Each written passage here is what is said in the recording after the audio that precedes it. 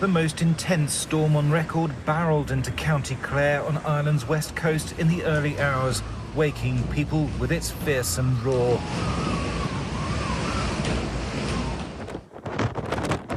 At daybreak, meteorologists braved the cliff tops to measure a wind speed of 118 miles an hour, even faster than the 114-mile-an-hour gust officially logged by Ireland's weather service overnight, both breaking the previous record set in 1945. The winds battered buildings in Lahinch, windows blown in or smashed by flying debris. Terrifying for those inside. I haven't been out, but thanks be to God, I haven't. There's slates in the front of the house, and there's slates, and there's an area there in the yard, but it's not mine, I don't think. So hopefully I got away scot-free. Well, I didn't go to bed at all. I was up all night, because, I was just concerned that any slates or anything, as I said, would fly in through anybody's window,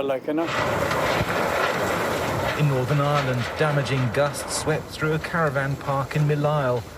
And in Belfast, a trampoline was at the wind's mercy.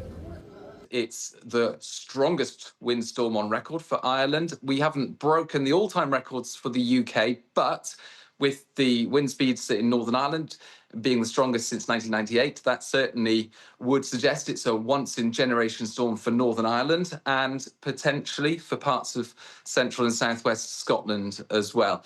We don't issue red warnings lightly. Trees were uprooted and power lines brought down across the island of Ireland. The lights went out for more than 1 million homes and businesses, and power companies have warned it could take a week for some to be reconnected.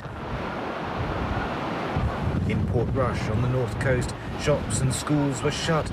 Only the hardiest braved the streets. You tried to go out for a family stroll. What's it been like? Yes, the wind's ferocious and very wet. The waves are kicking over the wall there, so we're all drenched. Have you seen winds like this in Portrush before? Not for a while. Probably 20 or 30 years. The centre of the storm is now passing just offshore and the wind speeds are peaking. It is hard to stay on our feet as the gusts swirl around the streets of Portrush, whistling and howling through the houses. This is quite an extraordinary storm. Parts of Scotland were also under a rare red danger to life warning. Oh, wow! Oh, my God! In Grangemouth, shocked residents watched on as the wind peeled off their neighbour's roof. And across the country, rail services were suspended. Northern England was only under a yellow warning, but winds were still strong enough to tip lorries on their side. And across the UK and Ireland, more than 1,000 flights were cancelled. The clean-up will take days, but those who felt the full force of Storm Eowyn, it was an experience they will never forget. Thomas Moore, Sky News in Portrush, Northern Ireland.